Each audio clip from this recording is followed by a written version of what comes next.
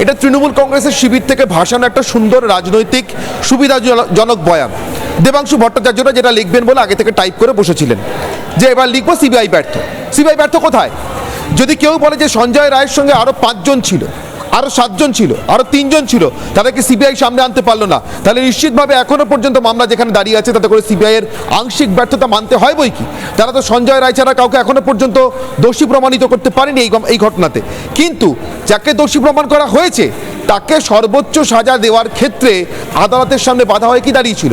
কোনো তথ্য প্রমাণ তদন্তের রিপোর্ট? একদম নয়।